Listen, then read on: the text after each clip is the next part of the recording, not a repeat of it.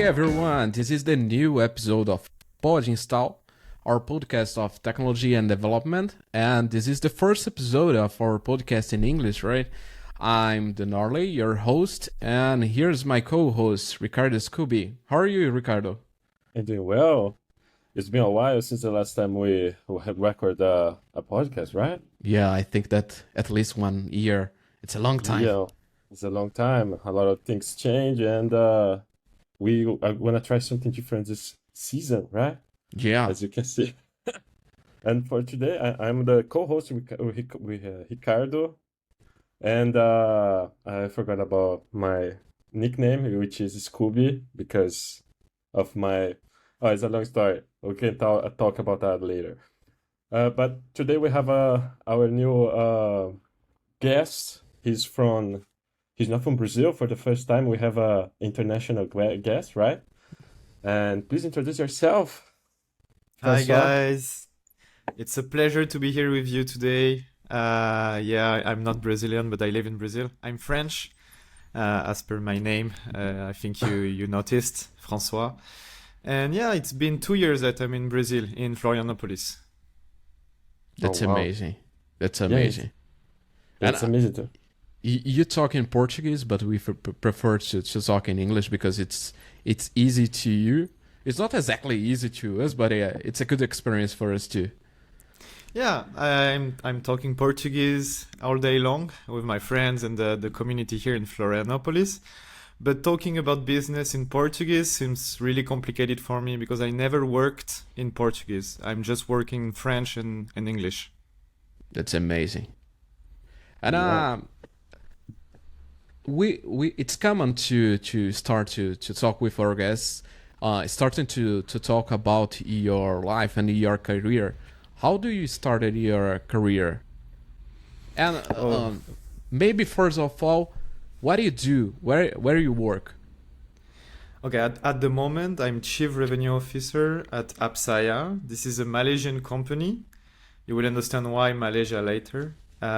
So this is my position. So under this name, I'm focused on sales, fundraising, taking care of our clients at Appsaya. And Appsaya, in really a short description, we provide software for event organizers. And the software and the set of solutions we provide are there to help streamline the whole process of registering to an event, a business event like a conference or a trade show. So we provide the registration and ticketing platform, and the innovative platform we launch and we are using at the moment also. It's called business matching. It's about bringing people together at the event with the same kind of interests. So it's called business matching because it's linked to the networking and making people connect based on their shared interests and values. And at the same time, I'm also launching a new project. It's been 6 months I'm working on it, and it will be soon public in October 2025. And this startup, I'm launching it with a friend in France. And this will focus on helping hardware companies to make design of products more more sustainable. So we are talking about the circular economy. I can dig deeper into that later on. So it's about making hardware product with electronic devices, electronic systems, resilient and into the circular economy to avoid the amount of waste of those products. So that's what I'm doing at the moment. And about my career, I started in Paris 6 years ago after my school, my business school in France. The first thing I did was a 6 months internship in Malaysia, and That's that's where I amazing. met Appsaya. oh, So as an intern for 6 months, I met Appsaya. I also invested in the startup at that moment. It was a young startup. We had a great success. But then I came back to France and I started to work in Paris as an account manager for the joint venture of Accenture and Microsoft. The name is Avanade. And this is an IT company helping clients to integrate Microsoft solutions into their their processes, and around the Microsoft environment.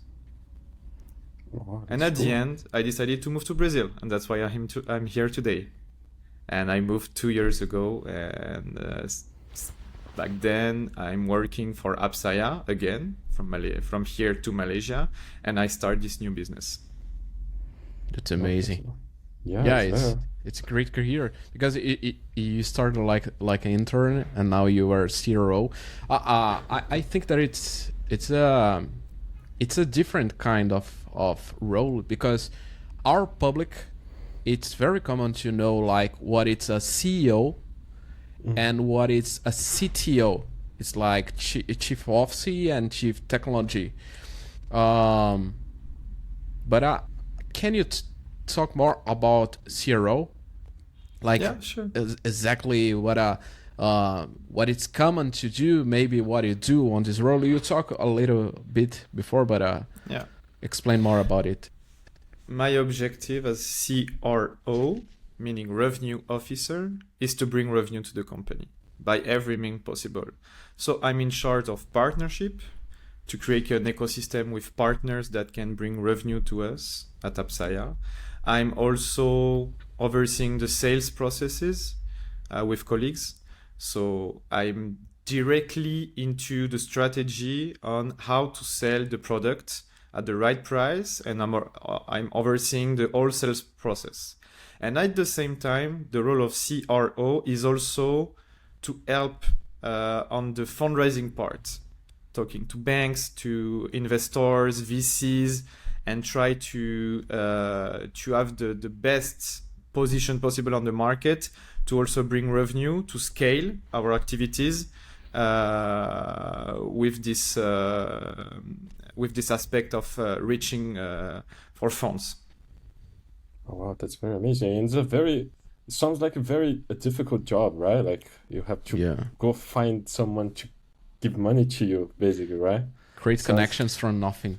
You don't have the people's phone and you need to call to everyone. It's crazy. I mean, it's easy as long as you're passionate about what you're selling. If you don't believe in the product, it's just impossible. I mean, cool. You have success when you bring your own values into the company. Like, for example, I'm 100% sure what I'm selling can really help my clients doing better events. And on the new project I'm doing, I'm really sure that what we are providing will have a great impact for both the client and the planet. So as long as you're believing what you sell can have a great impact and can really help in some areas of their daily life, that's not so complicated. It's just talking like to a friend about what you do and what you love, and make them understand how you can be valuable for them. This is my job day to day. That's amazing. And it's a very great advice, right? Like, especially for us here, like we needed some funding and we have to do what he does too, right? Like we have to trust our project here. But that's cool. Yeah. And and I have a question about that. Like, I'm just curious. Like, he's my friend. I never asked this question before. Like, but how do you try to find people? Like, how do you try to earn this revenue? Like, what do you do? Because you're like in a position of C, right? And it's different. Like, you have to find your own way. How do you do that? So for both companies, I'm structuring things into 3 different tiers.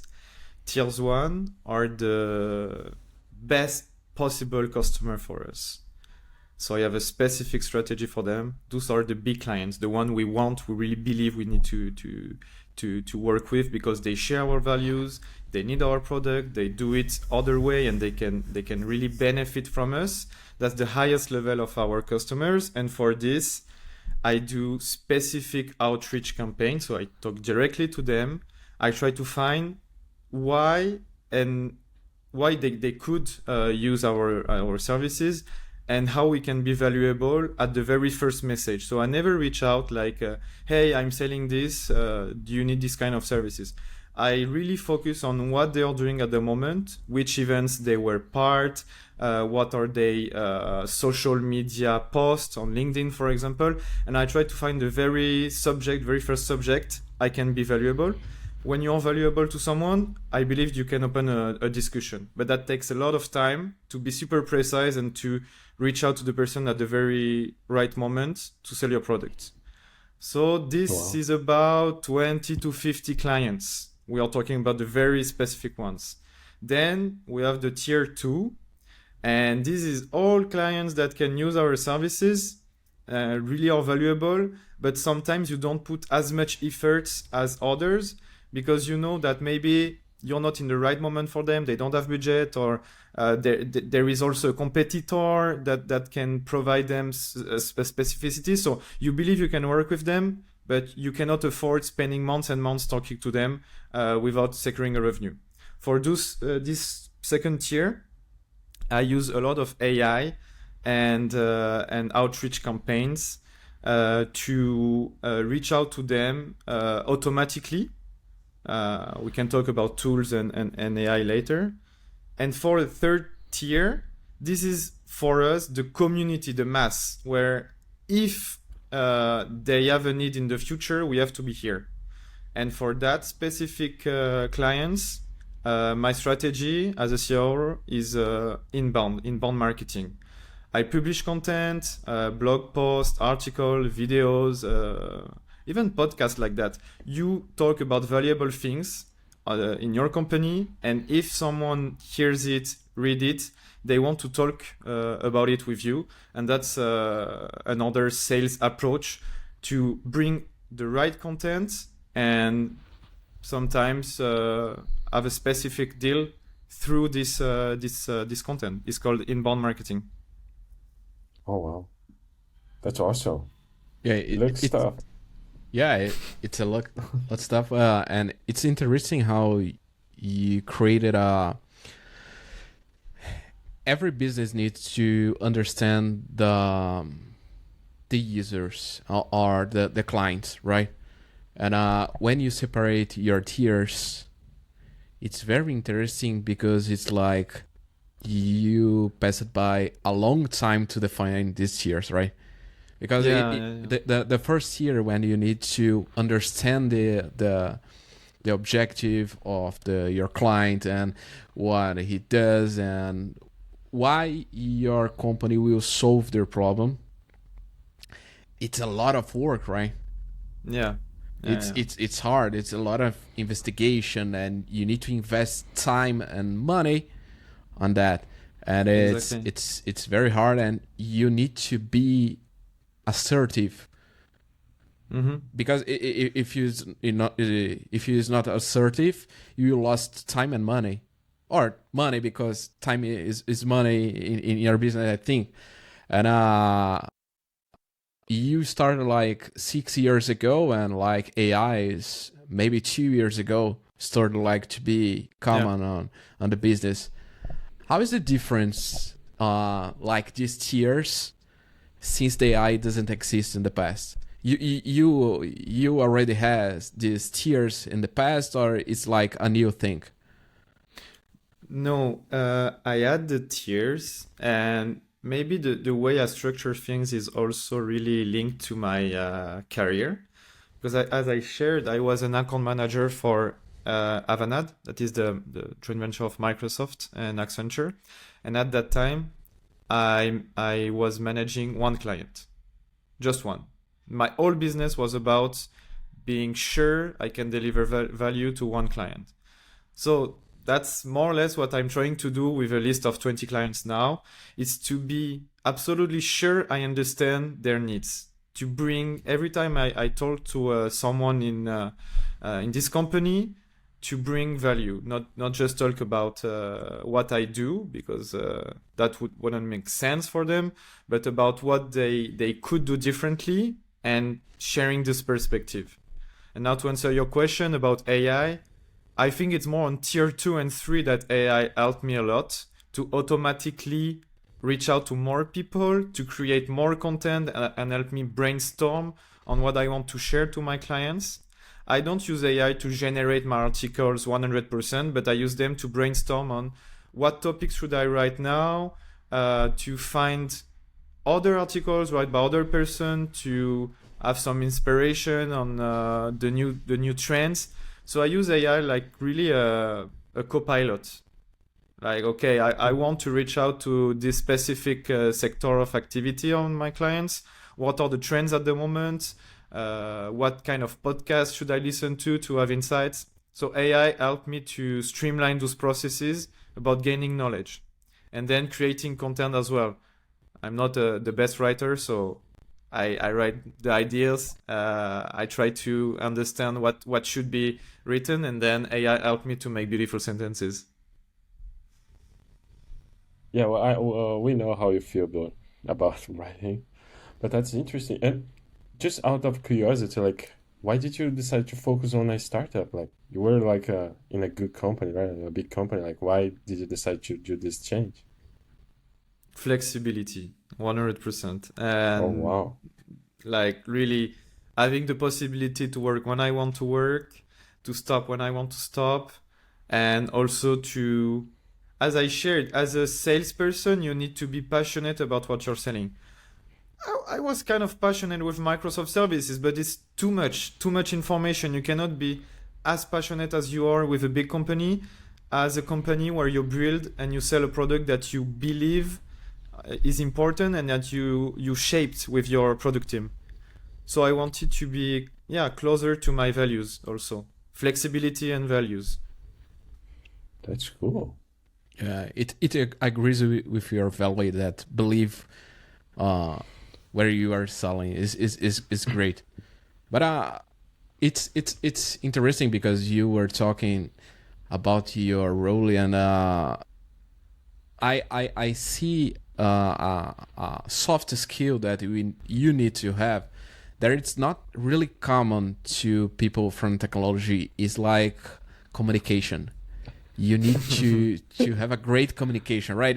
Because it's not about the like a developer is not a great communication, but it's like have a great communication with someone that you don't know, you don't have like a proximity, or it's not your friend, it's not your partner, right? You need to start to a new conversation, a new business with someone that is like people from another company. It's an amazing soft skill, and for people that doesn't have this kind of soft skill, what you can tell An about advice? An advise these people. An advice. Okay. That's really interesting question, because for me, most Brazilians have these soft skills as being in Brazil, talking with people about life. I don't see in Brazil this stress to open a conversation.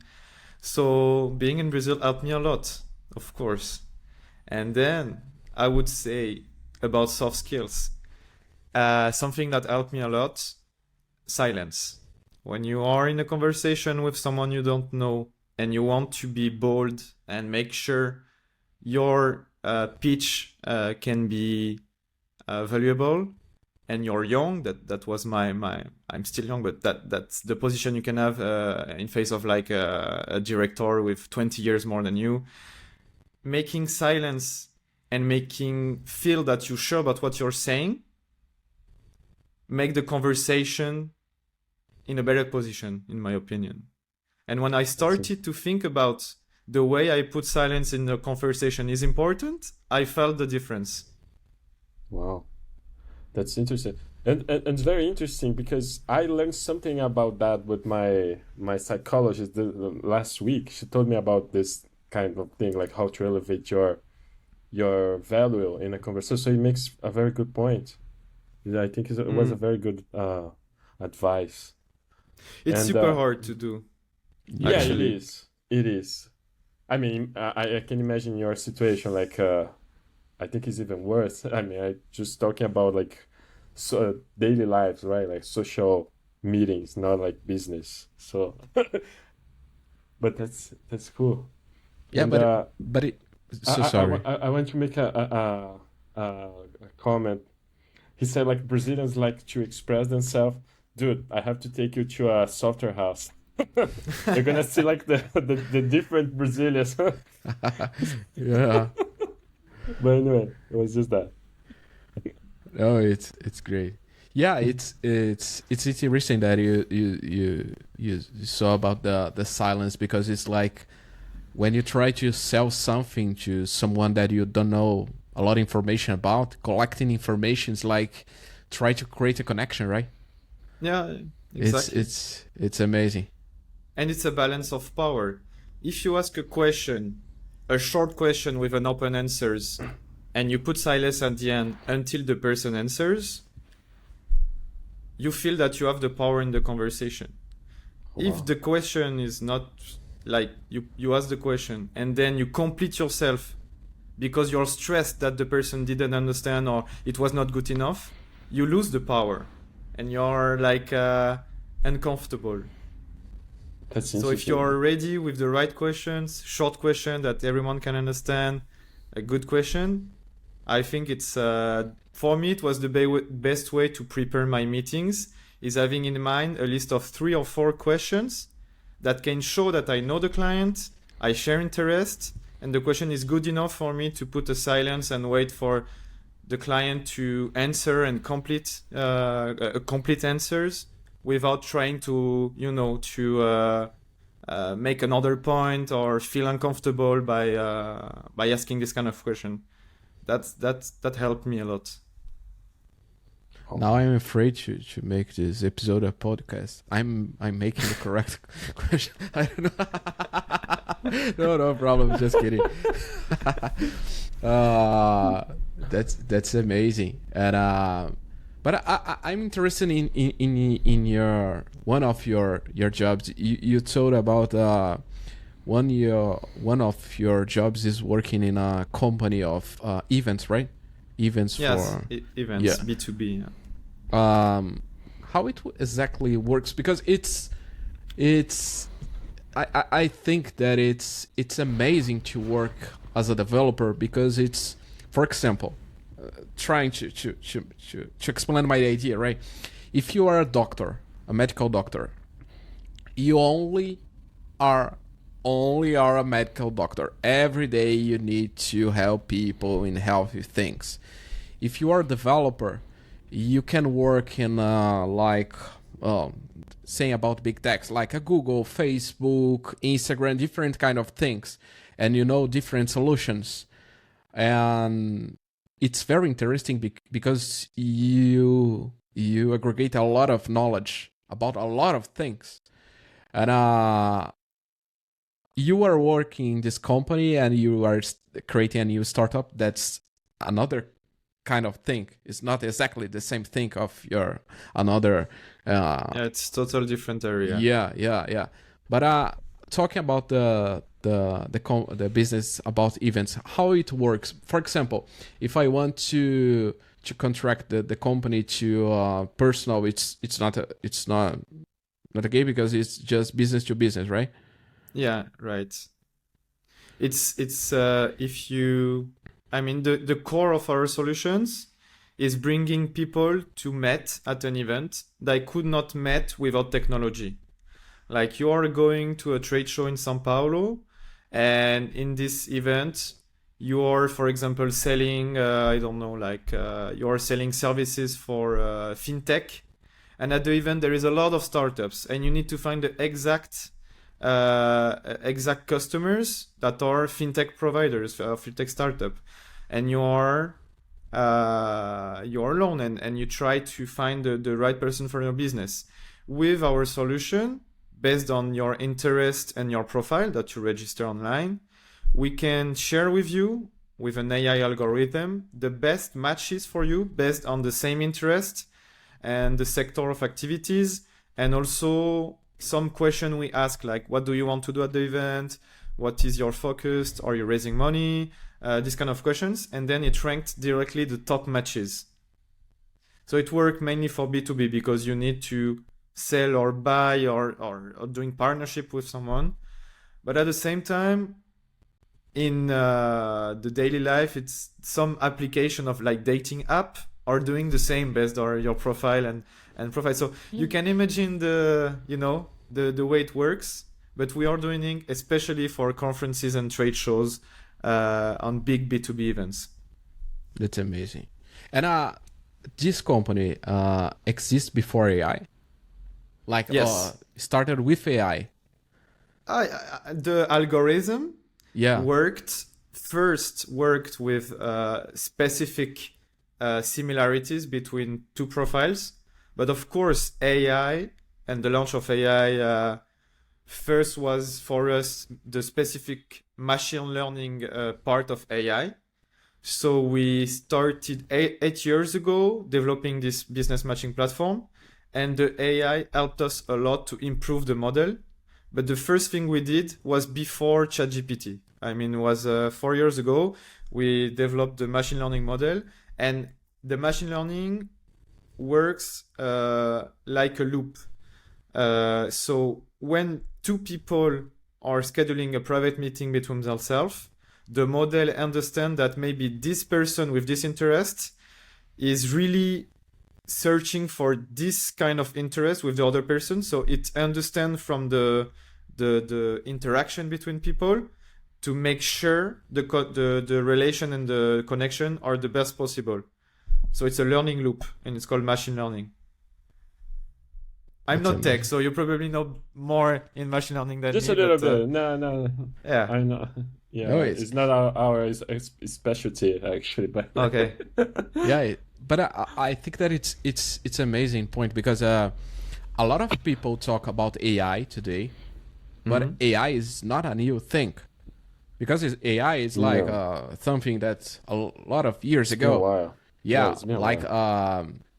the AI that we see today is like the ChatGPT or I don't know, Cloud and Gemini is like the I forgot the name now.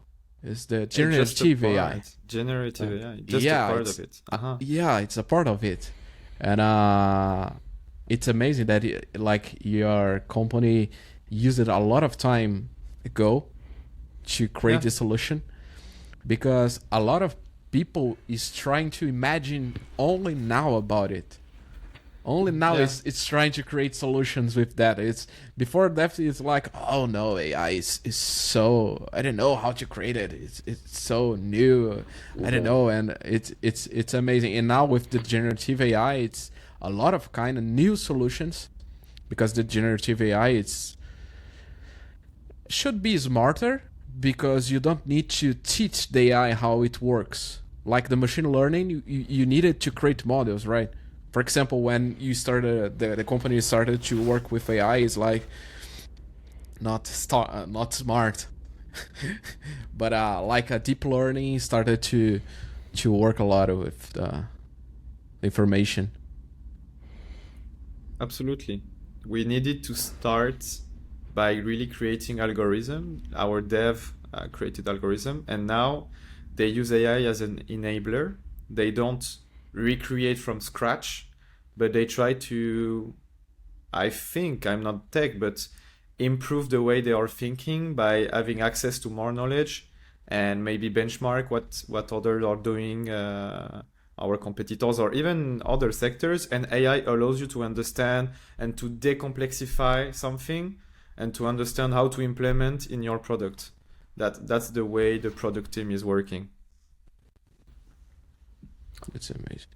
Yeah, it's cool. Good to know about that. And I have a other question for that. Like, you look very passionate by your current product, right? Like, and how did you find out about that? Like, when you were looking for a new job, like it was like the first startup that you met, or was like you did a big search? How? The story is amazing.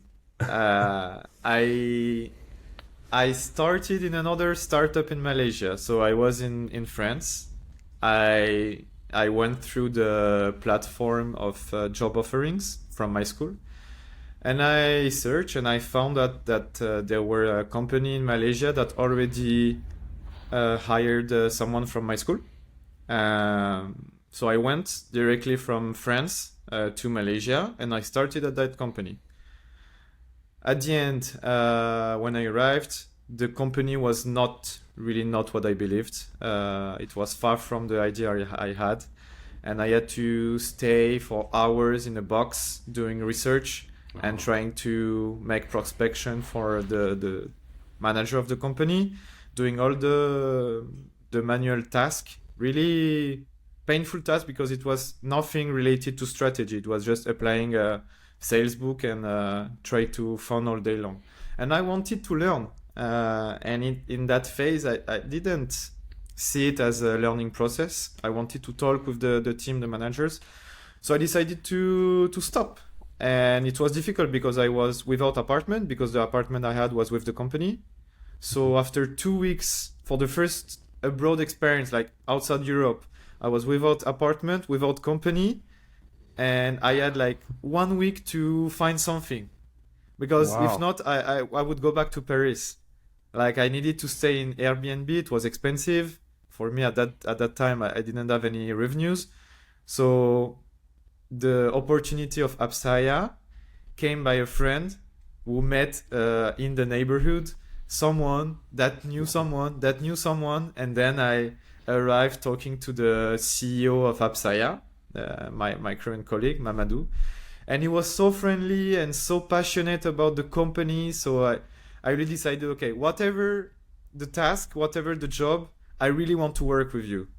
And it's a super different human experience because on the first experience, I was alone and I had to do all day like painful task. And on the other part, I was sitting with the CEO talking about strategy and what's my point of view for bringing more revenues to the company. So it's like another world. And that's why I decided to continue with them also after, like now in Brazil. And that's why I invested, because they were more focused on human-centric approach, like talking about your feelings and what you believe. And even if you are not, even if you're young and you're at school, the team was able to learn from each person and try to improve the business by taking a lot of different perspective from all employees. So I loved it and I stayed. That's very cool. Like it's like the universe was in your favor, right? Like they didn't want you to leave Malaysia. It was too soon. It's great. And now I want to ask about your startup. Like, when did you decide to do your own stuff? Like, start your own business? Like, what did happen? For the past year, I wanted to create something that can have an impact on the planet. I wanted to be more focused on how, as a professional, I can be valuable for the planet, and my ethical values can be integrated into the company, and doing it by myself. So I'm doing it at the moment with Appsaya. We try to make the product as efficient as possible. We try to work with sustainable clients. Okay, that's the point. But I wanted to create something that can last for years, specifically to tackle a problem about environment. So my brother is also on this field. He's working in France. He's passionate about environment. He's working for a carbon footprint analyzer company in France, and he made me met some friends and discuss about who in the ecosystem is building something around the environment. And that's how I met the co-founder, Adrien.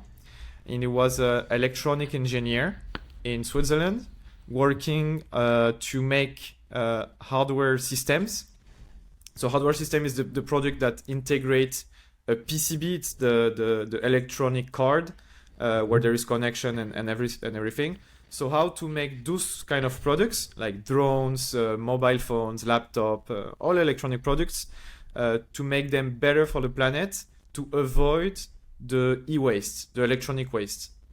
Because the smartphone we have in our pockets, you need 200 kilos of raw materials to produce something that is like 150 grams, and then you discard all materials on the planet after 2 years. Like a mobile phone lifespan for the moment is 2-3 years. So I wanted to work on how to improve it, and Adrien had a lot of ideas to make it happen. So since December, we are working on the methodology, the tools, and the building the company to make sure first we can be valuable for a client. And we are doing a pilot project with someone from Lisboa, and it started to be successful. So we know that with the right methodology and tools, we can redesign a product, and into the design, make sure that the product will be better for the planet. For example, by making it modular, so we can take a part from the product and replace it by another without destroying the whole product. So you can do repairability, upgrade the product, and that's another life for the product. So you don't have to leave it to the trash.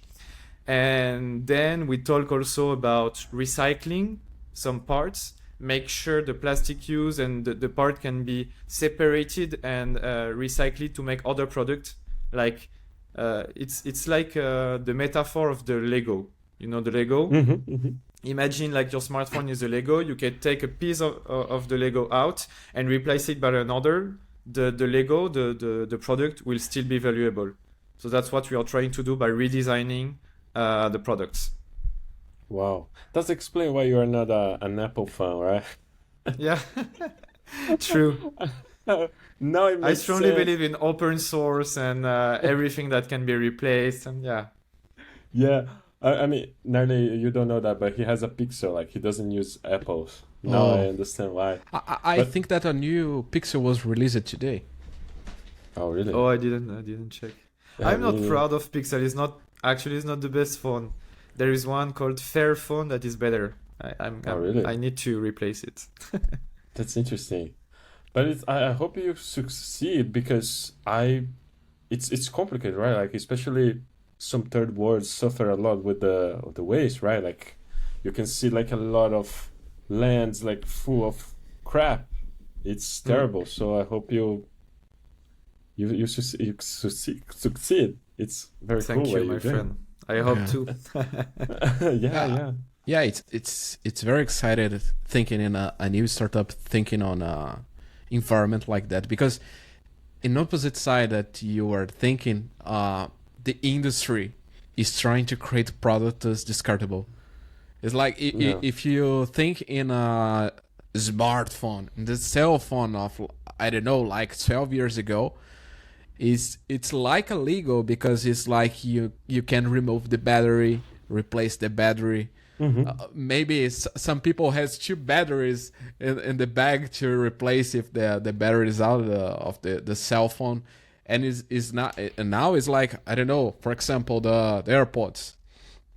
If the battery goes out, it's like it's terrible. Those are new AirPods, right? Like, you bought new ones, right? No, Or was it's it like the Apple Watch? No, it's almost 2 years. Yeah, my Apple Yeah, Watch. he's an Apple fan. Okay. Oh, I forgot okay. to Yeah, my Apple Watch. My This- Apple Watch screamed dead. I woke up and the screen was dead. And it's like, what can I do with the Apple Watch? Nothing, because the screen cost is like the cost of a new Apple Watch. It's ridiculous. Yeah. And it's really amazing that you starting a startup thinking in the environment. But I don't know, maybe it's a little polemic. Have you read about the news about the costs of energy of AIs in United States and the servers? Yes, I've read some reports, of course.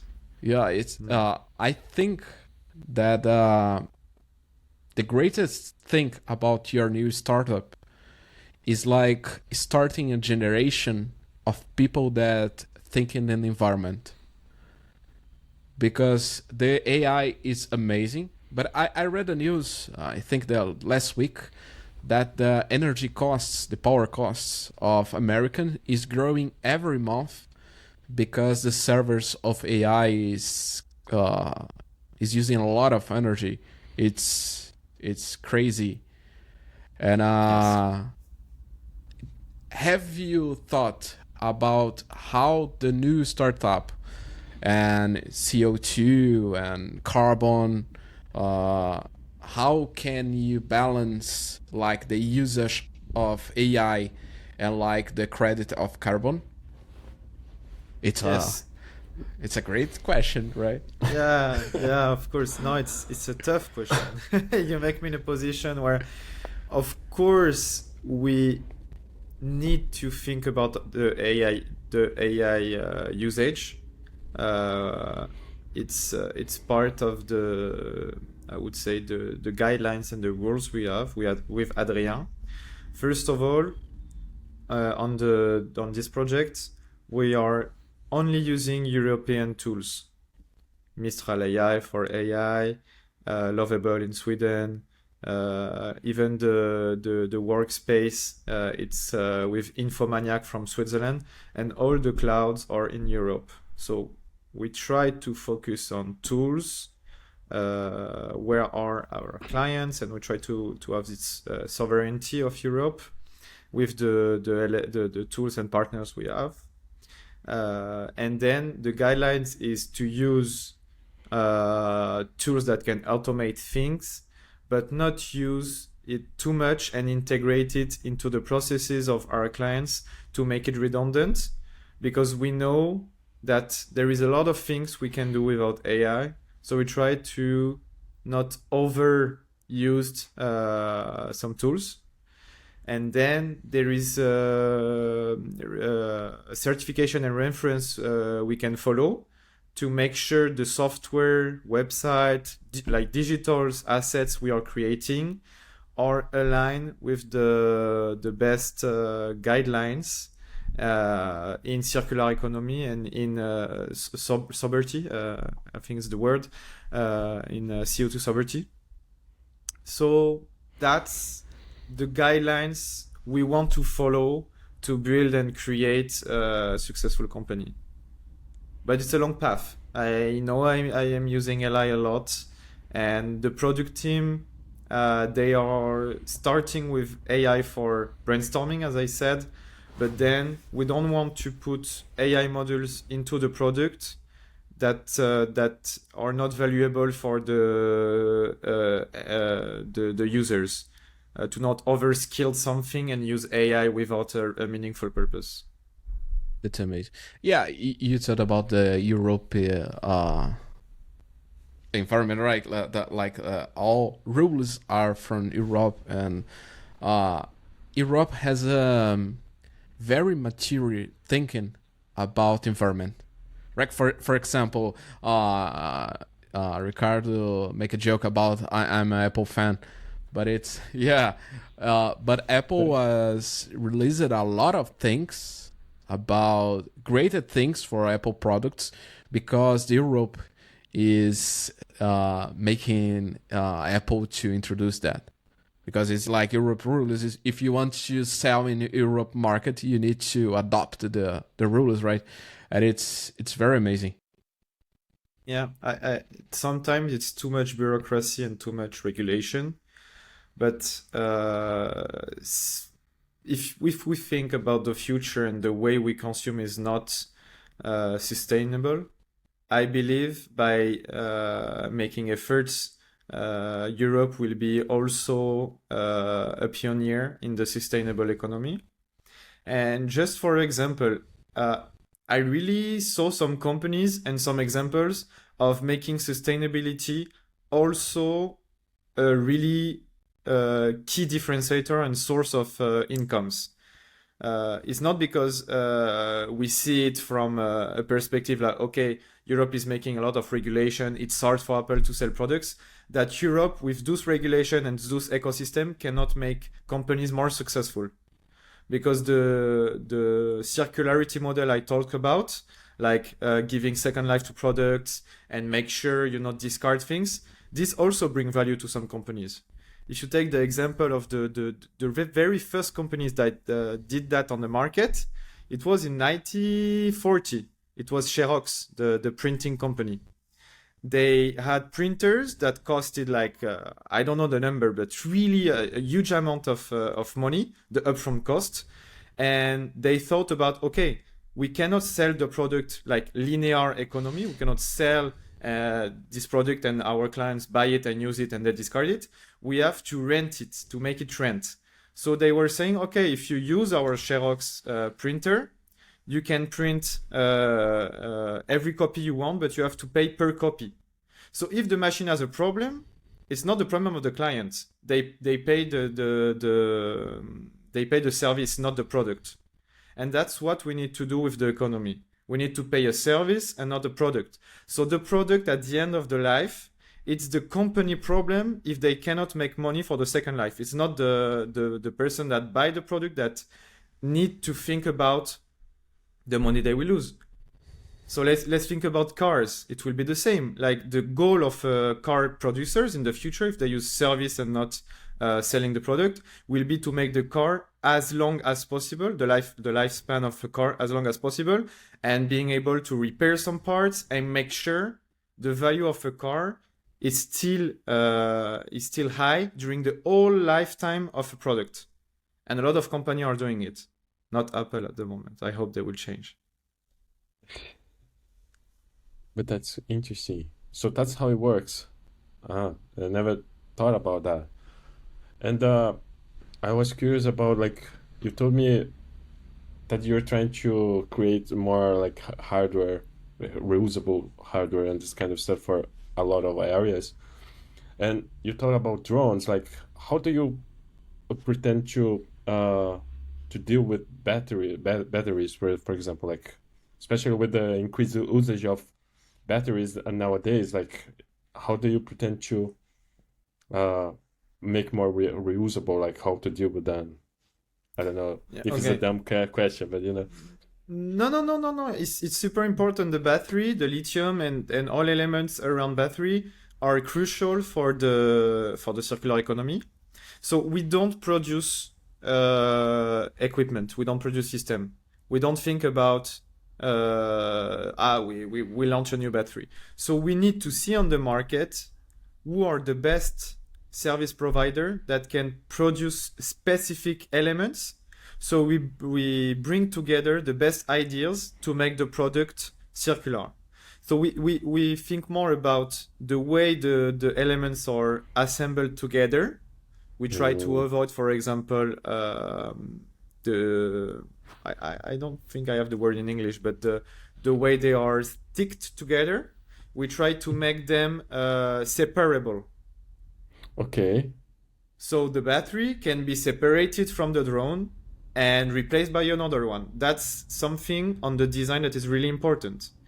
But then on the battery specificities, we have a list of providers, and we try to source the battery as close as possible to the place of production. So we avoid buying a battery in China to use it in Australia, for example, or in Europe. Mm-hmm. We try to see first on the market to avoid the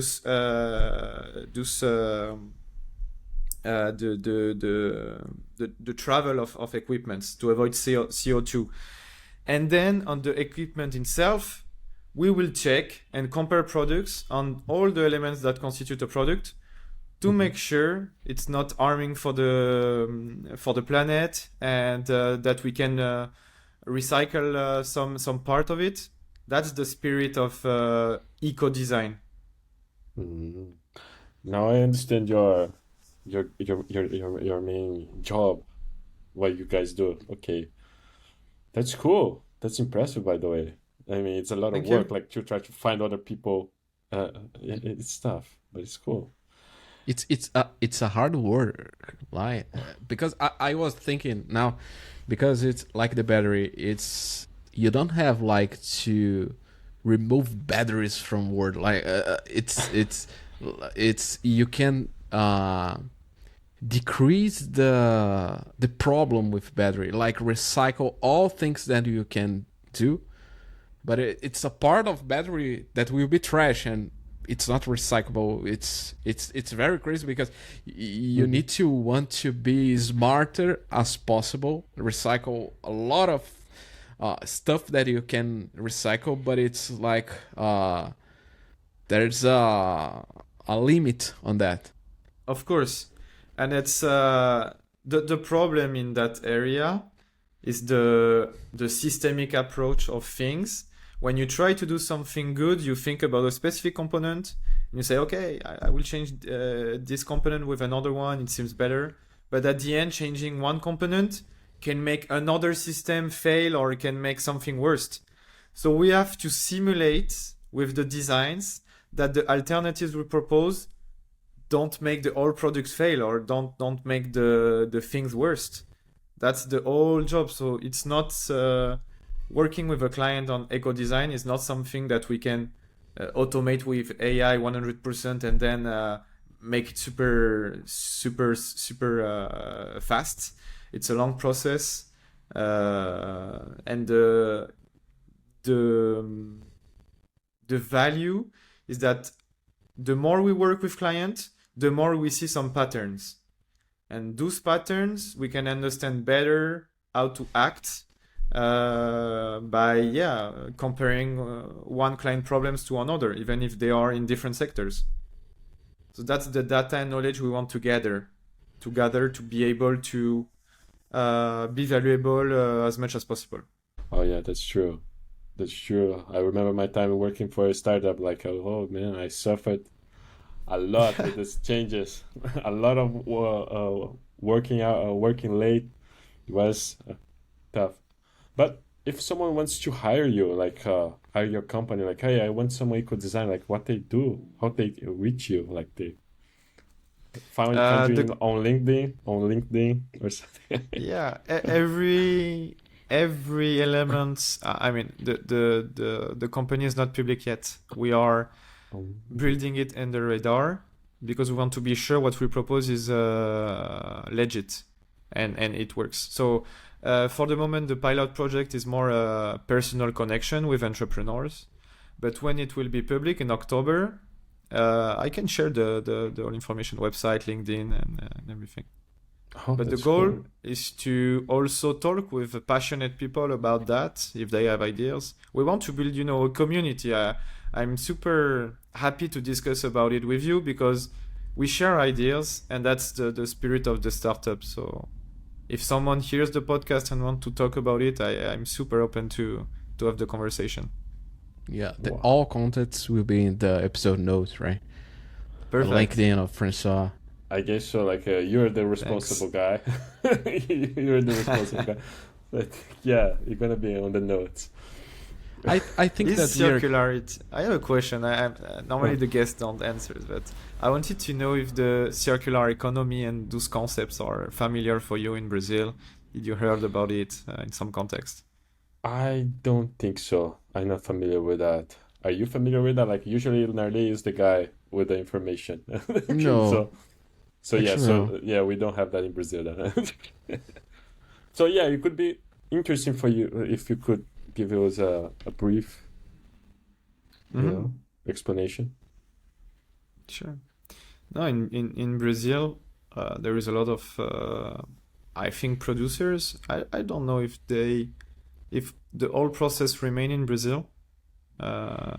Maybe for some big companies, because sometimes you design product and you build them abroad, like you build them in China. So we work with the designers, and to be super efficient, we also prefer when the production centers is near or is the same company or is near in the process, so they can the design choice we provide can be integrated into reality. And in Brazil, I did not do my work on market research to understand if there are some companies that produce and design themselves electronic systems. I'm pretty sure there is. That's a good question, actually. Now we need to find out.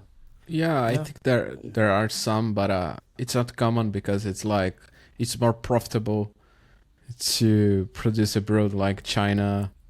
I know some companies from Santa Catarina. There's duplicated the profitable of the company producing the all materials abroad. It's very crazy. I think in the south it's very expensive to pay the I don't know how to say it in English. The people to pay people to work. Yeah. Okay. If the technology and the product is complex and really need to be close with the production center, sometimes it's a must. In Europe, it happens a lot. For example, if we talk about healthcare hardware, medical systems, it's super complicated, and they produce the volume of production is not large, but every product is super expensive and super complex. So that's also the kind of product we target in Europe, because they are complex, and if they can design better with eco-design guidelines, it will be a massive impact. It will have a massive impact on the environment, because we are talking about big machines with big resources and a lot of hazardous products, or Yeah, when it's near, like it is a idealization and the building of the product is like you creating impact where you live. It's not like other problems. It's a direct impact where you live. It's crazy. We are coming to the end of our talk or interview. I don't know what to talk interview. It's more happened, like right? a talk. Yeah. What's the talk? What's cool? But Ricardo and me, we were used to work in startup companies like employees, right? Yes. You never own your own startup, I never right? own my own stuff, Ricardo. Yeah. It's very strong to say Ricardo. I prefer to say Scooby. Yeah, but Ricardo is better in English for some reason. I think he put more Narlei respect. too. Narlei is.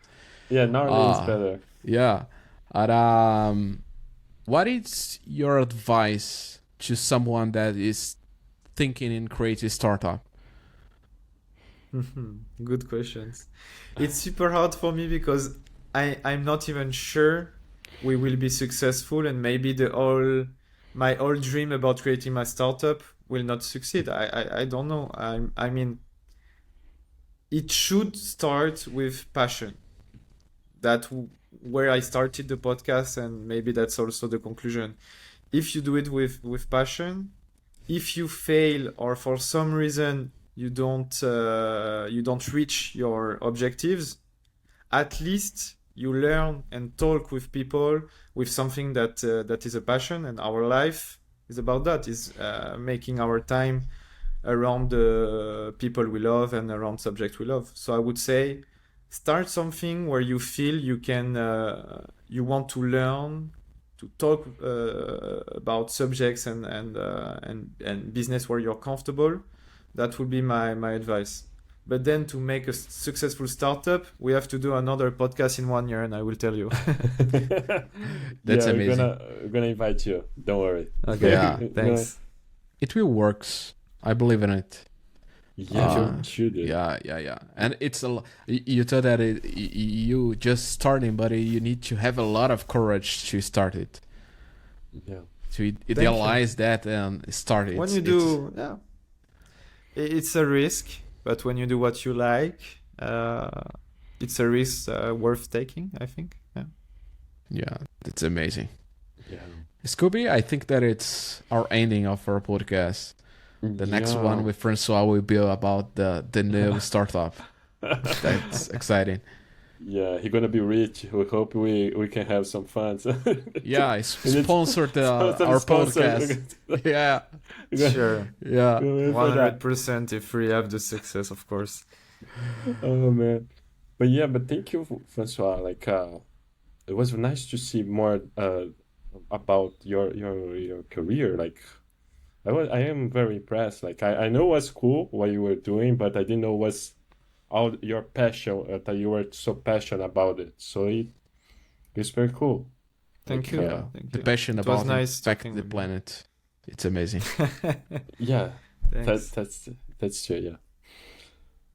Anyway, François, thank you very much for accepting to participate of our podcast. It's a very crazy podcast, you saw, but yeah, it we is. try to make a comfortable podcast. Thank you It so was much. perfect. I loved your questions, and the way we discussed was perfect. Thank you very much. Thank you so much. And it's our first podcast in English. Sorry, my English. I'm not fluent, but No, it was very good. it's okay. It's okay. And Yeah, thank you so much. And if someone wants to talk to you, can find you on LinkedIn. Do you have some website? I will share with you the website of the companies, my WhatsApp, and my LinkedIn, so anyone can reach out if they want. No problem. Perfect. Will be in the episode notes. Perfect. Cool. Thank you. That's great. Scooby, some words to the end of the episode. Oh, really? Now, like I already said some words. I wasn't expecting that. Every word- episode I do it. It's so funny. In Yeah, I Portuguese, forgot about but it's that. funny in English too. But I forgot about it. God damn. But anyway, it was cool. I like this new format, and I like the whole how we discuss everything here. And thank you for your patience, François. You know. Thank you. It's perfect. Thank you for all that are listening or watching on YouTube or on Spotify, Apple Podcasts, the platform that want to listen to us. And please follow the Pod Install podcast. And that's it. I see you in the next episode.